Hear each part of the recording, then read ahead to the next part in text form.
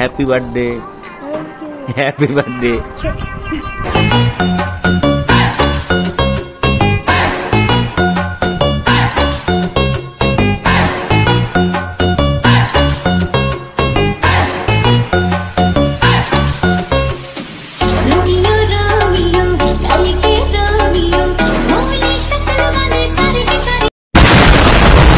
তো রাধে রাধে বন্ধুরা, আশা করছি সবাই ভালো আছো, আর তোমাদের ভালোবাসায় আমিও ভালো আছি।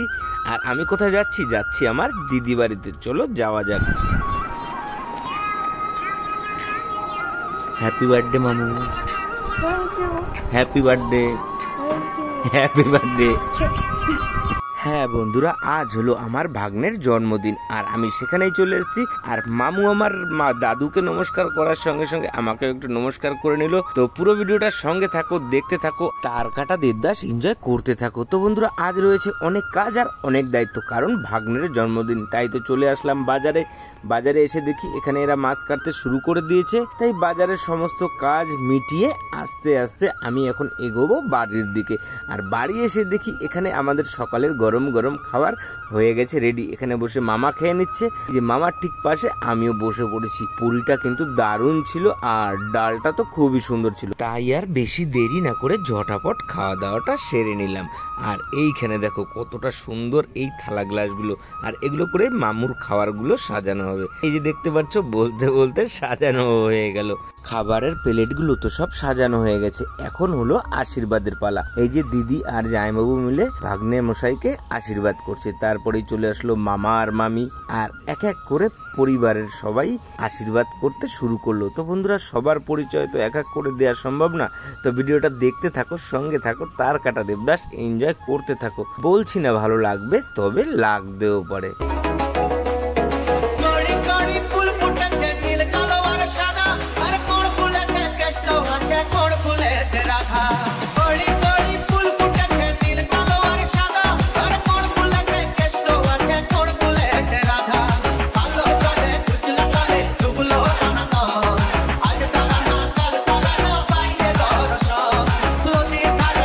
আশীর্বাদের পর্ব শেষ করার পরে শুরু হয়ে গেল খাওয়া দাওয়া। তাই আর বেশি দেরি না করে আমরাও বসে পড়লাম খাওয়া দাওয়া করতে। তার কারণ এখনো প্রচুর কাজ রয়েছে, তাই ঝটাপট খাওয়া দাওয়া সেরে নিচ্ছিলাম। আর আমার সঙ্গে আরো অনেকেই বসেছে, সেটা তো তোমরা দেখেই বুঝতে পারছো।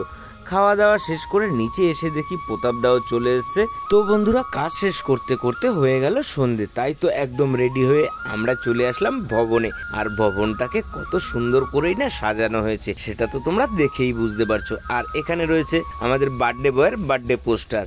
কত সুন্দর লাগছে বলো পোস্টারটা। আর এই যে দেখতে পাচ্ছ আমার ছোটদি, জামাইবাবু, ভাগ্নি, ওরা তো সব রেডি হয়ে গেছে। গুটি গুটি পায়ে সবাই আসতে শুরু করে দিয়েছে, সেটা তো তোমরা ভিডিও দেখেই বুঝতে পারছো।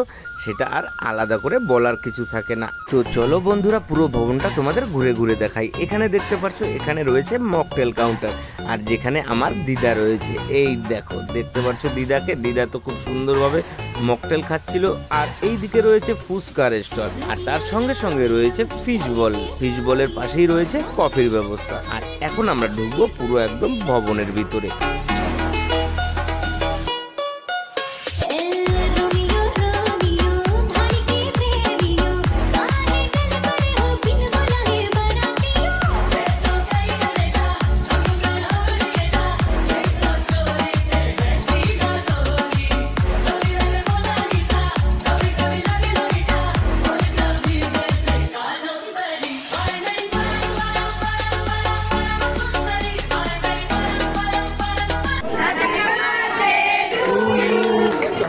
Happy birthday to you.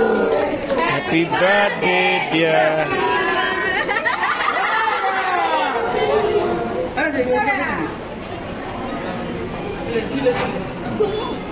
তো বন্ধুরা, কেক কাটা শেষ হলো অনেক আনন্দ। তারপরে তো আমি সোজাসুজি চলে আসলাম মকটেল কাউন্টারে। মকটেল কাউন্টারটাকে কিন্তু খুব সুন্দর সাজানো হয়েছে, আর যে সাজিয়েছে সেও খুব সুন্দর। তো যাই হোক বন্ধুরা, একটু মজা করলাম তোমাদের সঙ্গে। আর এখানে তো দেখছো মকটেলের জন্য কতটা ভিড় পড়ে গেছে, আর একে এক তো লোকজন আসতে শুরু হয়ে গেছে। তার কারণ রাত তো অনেকটা গড়িয়ে এসছে, আর সঙ্গে তার কাটা দেবদাস থাকলে তো সবই সম্ভব। আমরা মকটেলটাকেও চেয়ার্স করে খেলাম। সত্যি বন্ধুরা, মকটেলটা কিন্তু দারুণ ছিল, আমার ভালো লেগেছে। আর বাকি যারা খেয়েছে আমি জানি না তাদেরকে কেমন লেগেছে। আর এখানে দেখতে পাচ্ছ আমার মাও খুব শান্তিভাবে খাচ্ছে। আর এদিকে রয়েছে পুচু, আর এখানে রয়েছে আমার দিদির পরিবারের ভাই বন্ধু ও বোনেরা।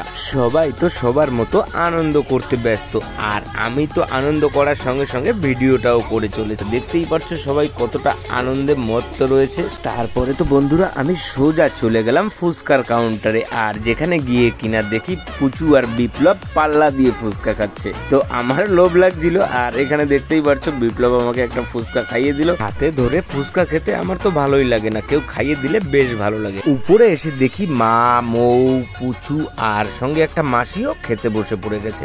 আমারও বেশ খিদে লাগছিল, তার কারণ রাত তো অনেক হয়ে গেছিল, তাই আমিও খেতে বসে পড়ি। আর খেতে বসে দেখি কার আধার কার্ড আমার টেবিলে রয়ে গেছে।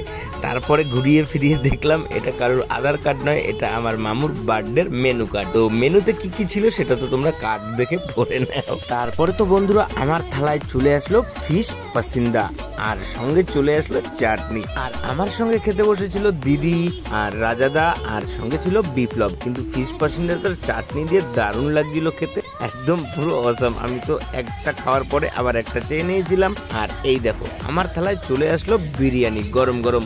আর বিরিয়ানিটা ছিল আলু বিরিয়ানি, সঙ্গে ছিল চিকেন চাপ আর চিকেন কিমা। খাওয়া দাওয়া করতে করতে বাকি টেবিলগুলো একটু ঘুরিয়ে নিচ্ছিলাম, তার কারণ বন্ধুরা এটাই ছিল লাস্ট ব্যাচ। আর এখানে আমাদের ফ্যামিলির সবাই বসেছে খেতে। তো বন্ধুরা আজকের মেনুতে ছিল স্যালাড, সস, সঙ্গে ছিল ফিশ পাসিন্দা, রুমালি রুটি, চিকেন কিমা, চানা মশলা, আলু বিরিয়ানি, চিকেন চাপ, পনির মশলা, আমের চাটনি, সাথে পাঁপড়, রসগোল্লা, কাঁচাগোল্লা, গাজরের হালুয়া, আইসক্রিম ও মুখশুদ্ধি। তো বন্ধুরা ভিডিওটা হয়ে গেছে অনেক বড়, আর বেশি বড় করছি না। তোমরা যদি এই ভিডিওটা ফেসবুক পেজ থেকে দেখে থাকো পেজটাকে ফলো করে দেবে, আর ভিডিওটা যদি ইউটিউব চ্যানেল থেকে দেখে থাকো চ্যানেলটিকে সাবস্ক্রাইব করে দেবে।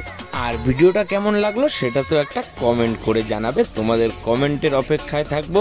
ভিডিওটা যদি কোনো ভুল করে থাকি ছোট ভাই হিসেবে ক্ষমা করে দেবে। আর এখানে রয়েছে আমার সঙ্গে বিপ্লব। তো বন্ধুরা আজকের মতন গুড নাইট। তার কাটা দেবদাস ফিরবে নতুন কোনো গল্প নিয়ে।